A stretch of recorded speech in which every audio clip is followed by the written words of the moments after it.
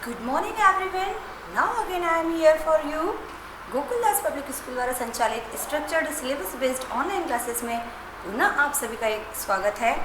हिंदी विषय को लेकर फिर से हम आज अपना अध्याय आरंभ कर रहे हैं और उम्मीद करती हूँ कि सभी छात्र अपने घरों में सुरक्षित होंगे, स्वस्थ होंगे और कृपया करके सभी छात्र अपने इसी स्वास्थ्य को बनाए रखें और हमारी शुभकामनाएं सदैव आपके साथ हैं। तो आज हम लोग फिर से अपना पार्ट 2 अपना व्याकरण का जो था वर्ण एवं मात्राएं उसे आरंभ कर रहे हैं। सभी छात्रों को हमने अपनी पिछली कक्षा में कुछ कार्य दिया था, सभी को याद है? याद कीजिए। हमने आपको पेज नंबर 169 पर बेटा एक चार्ट था व्यंजन स्वर की मात्राओं का, वह कार्य हमने आपको लर्न करने के लिए दिया था और बताया था कि किस प्रकार किस स्वर से किस प्रकार की मात्रा बनती है। एक बार पुनः हम आपको बता देते हैं कि हमने अपने वर्ण को शुरू किया था और हमने वर्ण में पढ़ा था कि वर्ण आपके मुख से निकलने वाली जो ध्वनि होती है उसे कहते हैं, या बहुत संक्षिप्त रूप में भाषा की सबसे छोटी इकाई को भी हम लोग वर्ण कहते हैं। उसके पश्चात हमने बताया था कि वर्णों के व्यवस्थित समूह को हम लोग वर्णमाला कहते हैं। तीसरा पॉइंट हमने आपको बताया था कि वर्णमाला में वर्ण दो प्रकार के होते हैं, एक स्वर और एक व्यंजन। फिर हमने आपको बताया था एक चार्ट के द्वारा कि स्वर जो होते हैं वे 3 प्रकार के होते हैं। हिंदी भाषा में स्वरों की संख्या 11 होती है। याद आया? स्वर कौन कौन से होते हैं? अ, आ, ई, उ, री, ए, ऐ, ओ, औ, है ना? ये 11 स्वर हमने पढ़े थे। फिर इसके बाद में हमने पढ़ा था कि स्वरों के परिवर्तित रूप को ही मात्रा कहते हैं। मात्राओं की संख्या 10 होती है। स्वर 3 प्रकार के हमने पढ़े थे, ह्रस्व स्वर,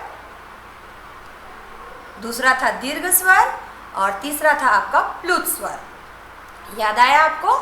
उसमें हमने फिर ये भी बताया था कि ह्रस्व स्वर मतलब कि जो स्वर या वर्णों को बोलते समय हमें बहुत कम समय लगता है या सबसे कम समय लगता है भाषा में, वो स्वर कहलाते हैं आपके ह्रस्व स्वर।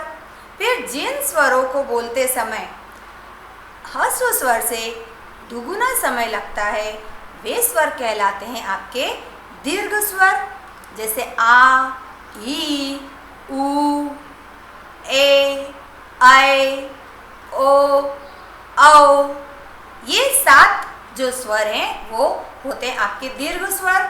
फिर हमने एक पढ़ा था प्लुत स्वर। प्लुत स्वर के बारे में हमने पढ़ा था कि जिस स्वर को पढ़ने में ह्रस्व स्वर से 3 गुना अधिक समय लगता है वह स्वर कहलाता है आपका प्लुत स्वर। यानी जिसका प्रयोग भाषा में बहुत कम होता है लेकिन एक ही बार या कुछ ही जगह पर होता है, वह होता है प्लुत स्वर। जैसे ओ में उसकी आकृति भी हमने आपको बताई थी कि कुछ इस प्रकार की होती है, यानी कि यह स्वर लिखने में बहुत हल्का सा एक चिन्ह या संकेत होता है, लेकिन जब हम इसका उच्चारण करते हैं इस प्लुत स्वर का तो यह बहुत लंबे समय तक उच्चारित होता है और हमें सुनाई देता है। तो ये था प्लुत। फिर हमने आपको बताया था अयोगवाह के बारे में कि स्वरों के पश्चात हमारे पास 2 वर्ण ऐसे हैं जो कैसे हैं, अयोगवाह हैं। याद कीजिए, हमने आपको अयोगवाह में बताया था कि एक होता है आपका अम और एक होता है अह। तो आपका ये जो अम वाला स्वर होता है ये अयोगवाह तो होता है, लेकिन ये क्या कहलाता है? अनुस्वार। और ये वाला जो अह वाला होता है इसे हम लोग विसर्ग के रूप में प्रयोग करते हैं। फिर एक हमने आपको बताया था अनुनासिक। याद कीजिए, हमने कहा था कि एक ऐसा स्वर होता है या उच्चारण या ध्वनि होती है जो नाक के साथ साथ गले से निकलती है और हमने उसे अनुनासिक का नाम दिया था क्योंकि उसको बोलते समय गले और नाक का आपस में थोड़ा सा टकराहट होती है और जिसे हम चिन्ह के रूप में इस प्रकार चंद्र और बिंदु के रूप में प्रयुक्त करते हैं वह ध्वनि कहलाती है अनुनासिक। तो अनुनासिक, विसर्ग और अनुस्वार ये तीन भी हमारे वर्णमाला के वर्ण या आवश्यक अंग हैं। इसमें से दो तो आपके अयोगवाह कहला जाते हैं। तीसरा वाला जो अनुनासिक है वह एक ध्वनि है और ध्वनि को लिखने के लिए प्रयुक्त किया गया ये एक चिन्ह है बेटा। तो इनके लिए हमने आपको कुछ शब्द भी बताए थे। अनुस्वार का प्रयोग आप कहाँ करते हैं? जहाँ पर आप न या का प्रयोग करते हैं। बंदर, अंदर, है ना। विसर्ग अह, अ आ ई री ए ऐ ओ औ अम अह। याद कीजिए, जब आप बचपन में वर्णमाला याद करते थे तो उसको जब आप पढ़ते थे तो आप अंगूर तक आते थे ना। औ औरत का, अम अंगूर का, अह। उसके सामने कोई चित्र नहीं होता था, लेकिन आप उसको अहा, यानी जब कोई धीरे से हंसता है तो उसकी हंसी में जो अंत में अह की ध्वनि सुनाई देती है वो इसकी होती है। इसे हम चिन्ह के रूप में ही अधिकतर प्रयोग करते हैं, जैसे प्रातः, पुनः। आप सोचते होंगे मैम अह के बिना भी तो कार्य हो सकता है। अगर आपको ऐसा लगता है कि इन चिन्हों या इन अयोगवाह के बिना भी कार्य हो सकता है तो आप एक बार इनको हटाकर इन शब्दों का उच्चारण या वर्णों का उच्चारण अवश्य करके देखिए। प्रातः अपने आप में एक पूर्ण शब्द लगता है, लेकिन अगर प्रात का मतलब क्या होता है? रात और प्रात, तो वो शब्द का कोई अर्थ भी नहीं निकल रहा है, ना ही उसका उच्चारण सुनने में पूर्ण लगता है। पुनः, पुनः, तो हमारे लिए ये विसर्ग या अनुस्वार के जो चिन्ह हैं वो कहीं कहीं पर बहुत आवश्यक होते हैं। आपने इसे हटाया। बदर, बदर क्या होता है? अदर, बदर, कोई इसका अर्थ है, कोई तुक है? सुनने में थोड़ा भी अच्छा लग रहा है? नहीं। अगर मुझे बंदर को दिखाकर बंदर बोलना है तो अन का उच्चारण मेरे गले से निकलता ही है। अब उसको दिखाने के लिए मुझे इसके ऊपर अनुस्वार लगाना ही पड़ेगा। उसी तरह से अनुनासिक याद कीजिए। मान लीजिए आपके पास एक शब्द आप लिखते हैं ना, गाँव। एक होता है तो क्या लिखते हैं? मैंने लिखा गाँव। ये कोई शहर है क्या? कोई कस्बा? सही लिखा है मैंने। मैम गाँव का मतलब क्या होता है? आप कभी भी जब रास्ते से गुजरते हैं किसी गांव को देखकर क्या यही शब्द उच्चारित करते हैं उसके लिए? नहीं। गांव, मम्मी देखो गांव आ गया। गांव यानी आपने उसमें अन का हल्का सा उच्चारण किया है, आपने अपने गले को थोड़ा सा दबाया है। आपके गले से आवाज़ निकली, लेकिन आपकी जो नाक वाली नली है वो उसको टच करके वो शब्द बाहर आया है। अगर आप चाहें कि मैम इसके बिना मैं प्रोनाउंस करूँ, आप करके देखिए। सिर्फ गाँव बोलने में बहुत अजीब लगता है। क्यों? मैम इसके बिना भी तो वो शब्द निकल रहा है। लेकिन अगर आप इस शब्द को ध्यान से पढ़ेंगे तो ये एक संस्कृत भाषा का शब्द है जिसका मतलब होता है बहुत सारी गायें। तो क्या बहुत सारे गाँव जो गायें हैं उसमें और बीच रास्ते में आने वाले किसी गाँव में कोई अंतर नहीं है? होता है। मैं पुनः दोहरा रही हूँ, आपकी हिंदी भाषा आपकी संस्कृत भाषा से बनी है, तो उनके शब्दों में समानता हो सकती है, लेकिन उनके अर्थों में समानता अगर हो जाएगी वो तो मुश्किल है। तो अर्थ के आधार पर उनमें असमानता दिखाई दे, इसीलिए जब आप संस्कृत से हिंदी भाषा में आए तो वहाँ पर आपको अनुनासिक की आवश्यकता महसूस हुई, और तब हमारे भाषा को बनाने वाले जो विशेषज्ञ थे उन्होंने अनुनासिक का भी एक नया जन्म दिया और उस चिन्ह को, उस उच्चारण को अपनी भाषा में सम्मिलित किया। और तब जब हमने इस गाँव के ऊपर ये लगाया, गाँव, पाँच, सिंपल, पाँच, पाँच, पाँच, अजीब है। पाँच, आन यानी गले और नाक, पाँच, आप नाक को दबाइए, और फिर कोई सा शब्द उच्चारित कीजिए। आपको अपने आप उसमें हल्का सा नाक का स्वर सुनाई देता है। सर्दी हो जाती है और जब हम कोई शब्द बोलते हैं और उस समय जो उच्चारण हमें सुनाई देता है, वही उच्चारण जब हम इस चिन्ह को लगा देते हैं तो हमें सुनाई देता है। तो इस प्रकार अनु धन नासिक गले के साथ जहाँ पे नाक का प्रयोग होता है वो वाला चिन्ह या वह वाली ध्वनि हमें अनुनासिक कहलाती है। ये चीज़ हमने आपको इसकी पिछली कक्षा में अच्छे से समझाई थी।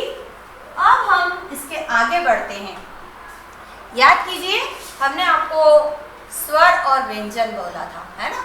एक था स्वर और एक था व्यंजन। स्वर हम डिफाइन कर चुके थे, आज हम व्यंजन के बारे में पढ़ेंगे, क्योंकि हमारी जितनी भी स्वर की मात्राएं हैं वे सब व्यंजन के साथ लगती हैं और तभी वे परिपूर्ण होती हैं। और कोई भी व्यंजन बिना स्वर की सहायता के ना बोला जा सकता है ना प्रयोग किया जा सकता है। और स्वर उसमें कैसे लगता है? बहुत सरल मात्रा के रूप में लगता है। हमने अगर ये रहा क और इसमें हम इस तरह से आ जोड़ते हैं तो क्या हम इस तरह से बोलेंगे क आ? नहीं, ये स्वर है और स्वर व्यंजन में जोड़ा जा सकता है, सम्मिलित होता है। यहाँ तक कि आपके क में अ अगर हटा दिया जाए तो वह सिर्फ इतना आधा रह जाता है। अगर मैं क इस तरह लिखूं, इसका मतलब है कि ये अ इस क में मिला हुआ है, यानी कि अ वाला स्वर तो हमारे प्रत्येक व्यंजन में होता ही है। तो अगर मुझे उसमें ये वाला स्वर, आ वाला स्वर भी जोड़ना है तो मैं उसके साथ इस तरह नहीं जोड़ूंगी। मैं बहुत सरल आ का परिवर्तित रूप उसकी मात्रा के रूप में क के साथ में जोड़ देती हूँ और तब हमारे इस वर्ण का उच्चारण क्या होता है? का। क आ नहीं, का हो जाता है। क आ क आ क आ क आ, अंत में उसका उच्चारण हमें का के रूप में सुनाई देता है। तो जब हम उसको अंत में यही सुन रहे हैं तो उसका लिखित रूप भी तो हमें होना चाहिए। तो यहाँ पर हम लोग देखते हैं कि विभिन्न स्वर अपनी मात्रा के रूप में आपके व्यंजनों में जुड़ जाते हैं। अब हम अपने व्यंजन वाले भाग को आगे बढ़ाते हैं। हमने पिछली बार पढ़ा था कि स्वर 3 प्रकार के होते हैं। जब सिर्फ 11 स्वर अगर 3 प्रकार के हो सकते हैं तो व्यंजन तो 33 हैं। कितने हैं हमारे व्यंजन? संख्या में 33 है ना। तो अगर 11 के 3 रूप हो सकते हैं तो 33 व्यंजन तो पता नहीं कितने अलग अलग रूपों में या प्रकार में बटे होंगे। ध्यान देते हैं, ठीक है। हम अपना पेज नंबर 170 स्टार्ट कर रहे हैं। आज 169 का वर्क आपको हम दे चुके थे। आज हम पेज नंबर 170 यानी 170 को आरंभ करते हैं। देखिए बेटा, जिन वर्णों का उच्चारण स्वर की सहायता से होता है उन्हें व्यंजन कहते हैं। पुनः दोहरा रही हूं मैं अपनी परिभाषा। जिन वर्णों का उच्चारण स्वर की सहायता से होता है उन्हें व्यंजन कहते हैं। प्रत्येक व्यंजन के उच्चारण में अ ध्वनि अर्थात ह्रस्व स्वर अ छिपा होता है। छिपा होता है मतलब मिला होता है। इस प्रकार हिंदी भाषा में कुल 33 व्यंजन होते हैं। अब हम अपने व्यंजनों को पहले तो उनके उच्चारण स्थान के आधार पर बांट लेते हैं। कैसे बांट लेते हैं? देखिए, आप सबको पता है हमारे व्यंजन कहाँ से शुरू होते हैं? क से। क, ख, ग, घ, अंग, च, छ, ज, झ, इय, ट, ठ, ड, ढ, अण, त, थ, द, ध, न, प, फ, ब, भ, म। आपने जब से वर्णमाला पढ़ना शुरू की आपने देखा होगा आपकी पुस्तक में ये जो वर्ण होते हैं ये हमेशा इस तरह से लाइन में क्यों लिखे होते हैं? ये सब आगे पीछे क्यों नहीं होते हैं और इनकी ऐसी लाइन क्यों बनी होती है मैम? इसके बाद के जो वर्ण होते हैं वो तो ऐसे 5 अक्षरों की लाइन में नहीं होते हैं। तो ये वाले अक्षर ऐसे क्यों होते हैं? ठीक है। भ, म के बाद में कौन सा वर्ण आता है आपका? य, र, ल, व। यही होते हैं ना। फिर इसके बाद में स, श, स और ह। तो ये 4 अक्षरों की लाइन और ये 5 अक्षरों की लाइन क्यों? हाँ, अब हम आज ये समझेंगे कि इनके साथ ऐसा क्यों होता है। उसके लिए पहले हमें ये जानना जरूरी है कि आपके मुख से निकलने वाली प्रत्येक ध्वनि एक ही स्थान से नहीं निकलती है। हमने पहले कहा था कि हमारे मुख से जब हवा निकलती है ना बेटा, गले से हवा जब निकलती है तो वो जरूरी नहीं कि वो सीधी ही बाहर निकलती है। कई बार आपके मुंह में बीच में जीभ भी है ना, वो बीच में आ जाती है। आपकी जीभ उस समय आपके मुख के किस हिस्से को टकरा रही है, बीच में उस हवा को कहाँ रोक रही है, उस पर डिपेंड करता है कि आपके मुख से अब कौन सी वाली आवाज़ निकलेगी और सामने वाले को वो क्या सुनाई देगी। तो उसी के आधार पर देखिए, हमारे मुंह में पहले तो हम बता देते हैं कि कौन कौन से स्थान होते हैं। एक होता है कंठ, है ना, ये होता है कंठ। फिर एक होता है तालु।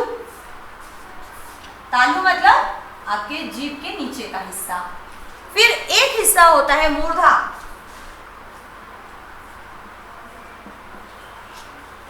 फिर एक हिस्सा होता है दांत, है ना। फिर एक हिस्सा होता है ओष्ठ। ओष्ठ मतलब बेटा होठ, ये जो आपके होठ होते हैं इसे हम ओष्ठ भी कहते हैं। फिर एक होता है कंठ और तालु।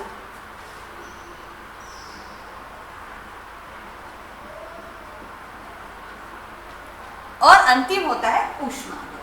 अब हम इसे आपको डिफाइन कर देते हैं। पहले देखिए बेटा, चूंकि हमारी हिंदी वर्णमाला में बहुत सारे व्यंजन थे, तो जब इनको बनाया गया, इनको बांटा गया, तो जो बनाने वाले लोग थे उन्होंने देखा कि कुछ ध्वनियाँ ऐसी हैं जो सुनने में थोड़ी अलग होती है, लेकिन वो निकलती हमारे मुंह के एक ही हिस्से से है। जैसे कंठ है, कंठ मतलब गला, है ना। आपका ये यहाँ जहाँ से हवा निकलना शुरू होती है और ये मुंह जहाँ तक वो बाहर निकलती है, ये 5 हिस्सों में बटा हुआ है। पहला है कंठ। तालु यानी कि आपके ऊपरी हिस्सा, आपके मुंह का जो ऊपरी हिस्सा है, आपके ऊपर के दांतों के पीछे वाला जो हिस्सा होता है, लेकिन ऊपर का हिस्सा, उसे हम लोग तालु कहते हैं। मूर्धा ट यानी नीचे वाला हिस्सा। फिर दांत होते हैं ये वाले। ओठ जो बाहर की तरफ है। आपके मुंह से जितनी ध्वनियाँ निकलती हैं, जितने भी वर्ण उच्चारित होते हैं, वो इन्हीं अलग अलग हिस्सों को आपके जीभ के टच करने से जो हवा उस समय जिस प्रेशर से बाहर आ रही है उसी के बेस पे सुनाई देते हैं बेटा। तो क, ख, ग, घ, अंग, ये सारे सीधे कंठ से, गले से हवा बाहर निकलती है और आपके जो गले की झिल्ली है वो हिलती है और ये हवा बाहर निकलती है और सिर्फ ये 5 अक्षर सुनाई देते हैं। याद रखिएगा, आपके गले से जब डायरेक्ट हवा निकल रही है तो सिर्फ ये 5 अक्षर, क्योंकि ये 5 अक्षर आपके एक ही जगह से निकलते हैं, इसलिए इसको एक ग्रुप बना दिया और इसको नाम दे दिया था क वर्ग। वर्ग का मतलब होता है ग्रुप। क वर्ग यानी एक ही स्थान जहां से सिर्फ इस ग्रुप के ये 5 अक्षर ही बाहर निकलेंगे और सुनाई देंगे। सेकेंड वाली लाइन आपका जो है उसको फिर एक हमने दूसरे ग्रुप में बांट दिया। कौन सा ग्रुप? च वर्ग। च वर्ग क्यों? क्योंकि उसका जो पहला अक्षर वहां से निकलता है वो होता है च। तालु च, छ, ज, झ, इय। बोल कर देखिए, आपके गले से जब हवा निकल तो रही है, लेकिन बीच में जब वो आती है तो आपकी जो जिह्वा होती है, जीभ होती है, वो आपके मुंह के ऊपरी हिस्से को टच करती है और तब वो हवा बाहर की तरफ फेंकाती है और सामने वाले को वो च, छ, ज, झ और इय के रूप में सुनाई देती है। तो ये 5 अक्षर आपके तालु वाले हिस्से को टच करके निकल रहे हैं, लेकिन इसकी शुरुआत का पहला अक्षर कौन सा है? च। तो इसलिए इस लाइन को हमने कौन सा नाम दिया था? च वर्ग या च वाला ग्रुप। उसी प्रकार अगला ग्रुप कौन सा आता है? मूर्धा से निकलने वाला। मूर्धा मतलब आपके गले का जो निचला वाला जबड़े के पीछे का हिस्सा है, नीचे के दांतों का, वो होता है मूर्धा। और चूंकि इसका सबसे पहला जो अक्षर यहाँ से निकलता है वो होता है ट, इसलिए इसके बेस पर हमने इस वाले ग्रुप को नाम दिया है ट वर्ग। कौन सा ग्रुप दिया है? ट वर्ग। ट, ठ, ड, ढ, अण। आपकी जीभ लहराती है और आपके मुंह के निचला वाला जो हिस्सा होता है, जहां पर कई बार आपको छाले भी हो जाते हैं, है ना, और आपसे खाया नहीं जाता है। तो वो जो निचला हिस्सा है वो होता है मूर्धा। और ये सारे अक्षर आपकी जबान के वहां नीचे टच करने से और उसके बाद हवा के बाहर निकलने से निकलते हैं और हमें सुनाई देते हैं। इसलिए ये अक्षर ट वर्ग के कहलाते हैं, या आप इसे मूर्धा स्थान के वर्ण भी कह सकते हैं। याद रखिए, भाषा को बोलने के लिए आपके पास मुंह में स्वर होना या आपके गले में आवाज होना और आपके कानों का सुनाई देना, ये बहुत जरूरी होता है। अगर आपके पास आवाज नहीं है और आपके पास मुंह भी है, जीभ भी है, तो वो किसी काम का नहीं है। आपने कई बार, मैंने आपको पिछली भाषा में जब कक्षा समझाई थी तो कहा भी था और आपको एक एग्जाम्पल भी दिया था, याद कीजिए तुषार कपूर का। उसके पास आवाज़ है लेकिन उसके पास जबान को सही तरीके से हिलाने का ढंग पता नहीं था, तो वो कोशिश करके भी वो अपने वर्ण नहीं निकाल पाता था और ना वो अपने भाव व्यक्त कर पाता था।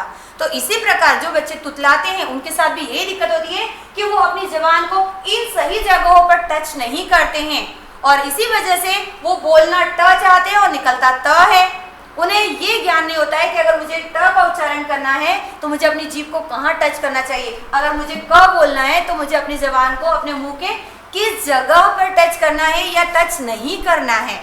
तो आपके लिए अपने शब्दों और वर्णों का सही प्रयोग करने के लिए और प्रोनाउंसिएशन करने के लिए जरूरी है कि आपको ये 5 जगह पता होनी चाहिए कि आपके मुंह में कहाँ है और कब कब मुझे कहाँ पे टच करना है। अगला आपका है दांत वाले शब्द। बेटा, ऐसे अक्षर या वर्ण जो कि आप अपने मुख से जब निकालते हैं तो आपकी जिह्वा आपके दांतों को टच करती है। त, आपके दांत के ऊपरी हिस्से को आपकी जबान टच करती है। थ, आपने अपनी जबान को या जीभ को दांतों को टच किया, अंदर से हवा जोर से बाहर निकाली और जीभ को वहां से हटा लिया, और जब वो ध्वनि बाहर निकलती है तो वो त या थ या द या ध या न के रूप में बाहर वाले को सुनाई देती है। इसलिए इसका पहला अक्षर त है तो इसे मैं त वर्ग नाम दे देती हूँ। अगला है ओष्ठ वाला। ओष्ठ मतलब आपके होठ, वो वाले वर्ण या अक्षर जिनको बोलते समय आपके मुख से हवा बाहर निकलने से पहले आपके होठ बंद होते हैं और प्रेशर से बाहर निकलती है। प, फ, ब, भ, म।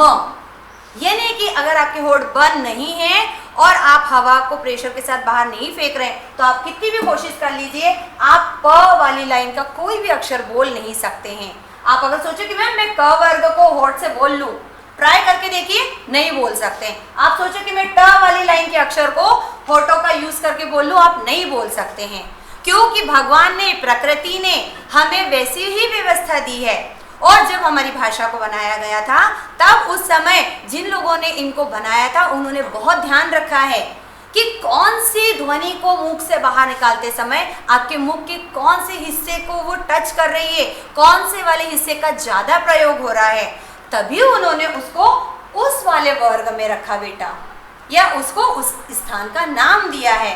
तो हम अपनी भाषा के व्यवस्थित क्रम को चाह कर भी अगल बगल या अदल बदल नहीं कर सकते। आप चाहें कि मैं इसको म को उठाकर इस वाले वर्ग में रख दूं, नहीं रख सकते हैं, क्योंकि वो कंठ से निकलता ही नहीं है ना। तो ये वाला वर्ग हमारा कहलाता है प वर्ग, ठीक है। इसके बाद में है कंठ और तालु से निकलने वाला ये वाले वर्ण, तो आपके हो गए हैं सारे स्पर्श व्यंजन। क्या कहला गए? स्पर्श व्यंजन। व्यंजन 3 प्रकार के थे, क्योंकि उन्हें समझाने के लिए पहले हमारे पास वर्णमाला का होना आवश्यक है। यह है व्यंजन का पहला प्रकार। दूसरा प्रकार होता है अंतस्थ व्यंजन। बेटा, अंतस्थ व्यंजन जिन व्यंजनों का उच्चारण करते समय हवा, वायु आपके कंठ, जीभ और तालु 3 जगहों को स्पर्श करती है, यानी अंतस्थ, अंदर से निकलने वाली, वो वर्ण होता है या व्यंजन होता है अंतस्थ।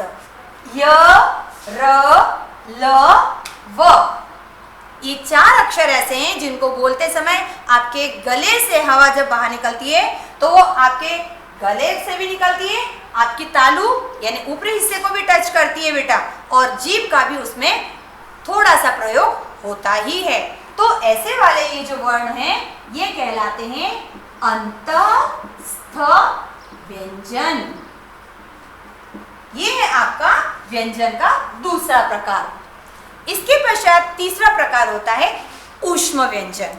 देखिए, जिन वर्णों के उच्चारण में मुंह से या गले से ऊष्मा उत्पन्न होती, ऊष्मा यानी गर्मी, जिन अक्षरों को मुंह से बाहर निकालते समय आपको यदि मुंह के बाहर हाथ रखने पे हल्की सी गर्मी महसूस हो तो समझ जाइए कि वो व्यंजन जो है वो कौन से हैं, ऊष्म व्यंजन हैं।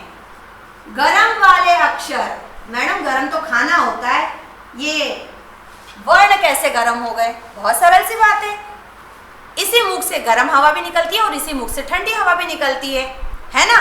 तो ये सारे अक्षर बोलते समय ठंडी हवा निकल रही थी, इन चार वर्णों को बोलते समय मुंह से गर्म हवा निकल रही थी, तो ये वाले अक्षर जो हैं वो ऊष्म व्यंजन हो गए।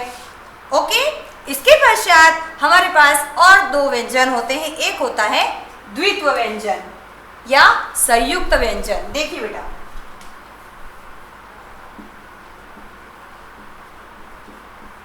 संयुक्त व्यंजन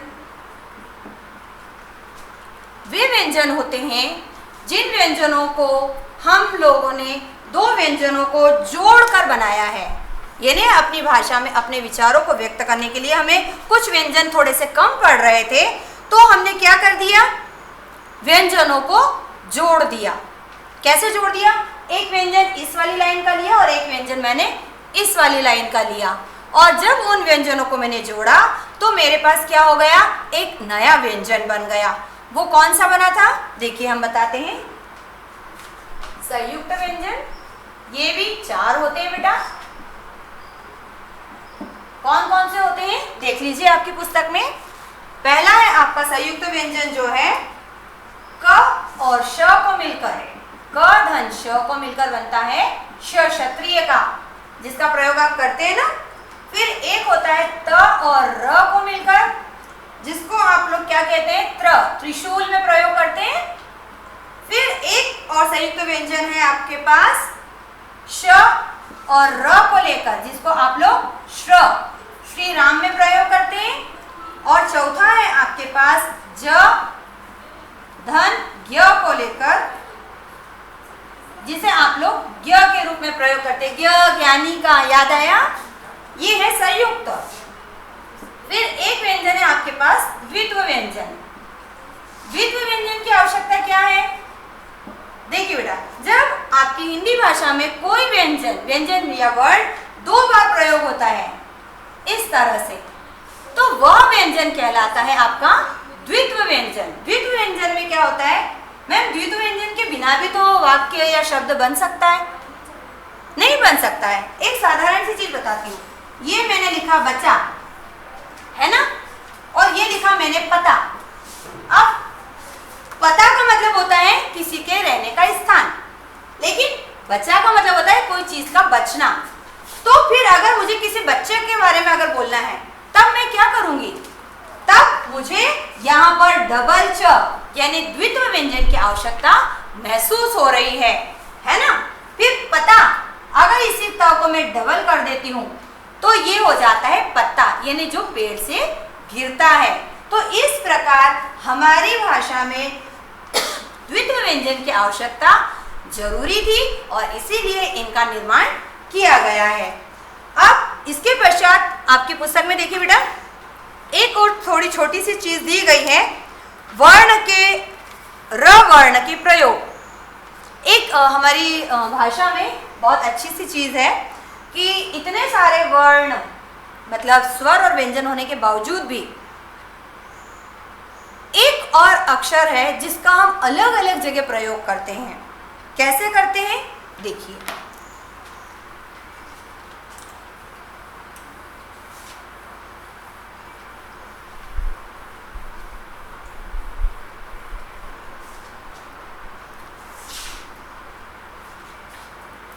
र वर्ण के प्रमुख प्रयोग निम्न हैं। ये प्रयोग आप अच्छे से लर्न करेंगे और ध्यान रखेंगे। र हमारी हिंदी भाषा में एकमात्र ऐसा अक्षर है बेटा जो चार तरह से प्रयोग किया जाता है। कैसे कैसे देख लीजिए। पहली बात तो है ना र के प्रयोग। सबसे पहले तो जो र होता है, र वर्ण में उ तथा उ की मात्रा हमेशा पीछे लगाई जाती है। आपने कई बार ध्यान दिया होगा कि कभी भी सारे वर्णों में क है, म है, प है, तो इसमें ऊ की मात्रा इस तरह से लगाई जाती है, लेकिन कभी भी र में मात्रा इस तरह से नहीं लगाई जाती। हमेशा र में ऊ की मात्रा पीछे लगाई जाती है। ये नियम है बेटा।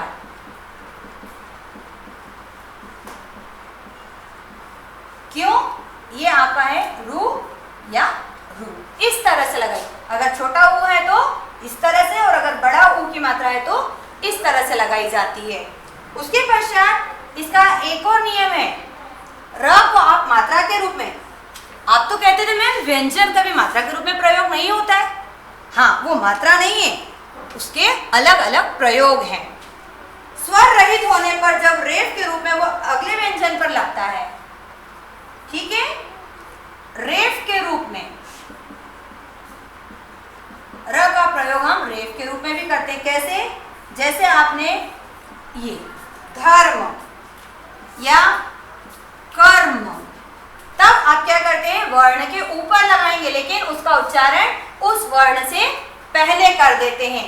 तो ये वाला जो आपका प्रयोग है र का, ये मात्रा नहीं है, ये है र ही, क्योंकि उच्चारण आप इसका र ही कर रहे हैं। धर्म, कर्म, लेकिन उसको आप लगा कर रहे हैं अगले वाले वर्ण के ऊपर की तरफ। तो यहाँ पर ये रेफ है बेटा, ये र है, लेकिन किस रूप में है, रेफ के रूप में है। तीसरा प्रयोग हम कैसे करते हैं, अगर स्वर रहित व्यंजन के बाद यदि हम लगाएं तो वो पदेन के रूप में, यानी कि हलंत के रूप में नहीं, पदेन के रूप में होता है। देखिए, पदेन के रूप में इसको हम कैसे प्रयोग करते हैं, जैसे आपने लिखा प्रणाम, तो ये वाला जो है आपने प्रयोग किया, ये कहलाता है पदेन या चक्र। चक्र, क और र, क्र, यानी कि वहां पर जब पदेन के रूप में तो वो र आपके अगले वाले वर्ण में मिला हुआ है। जैसे आपका त और र मिला था तो ये त्र कहलाया था, उसी प्रकार जब क में र मिलता है तो वो पदेन के रूप में इस तरह लगता है और कहलाता है क्र, प्र, प धन र, प्र। और अंतिम जो उसका प्रयोग है वह होता है री के रूप में या सिंपल र के रूप में।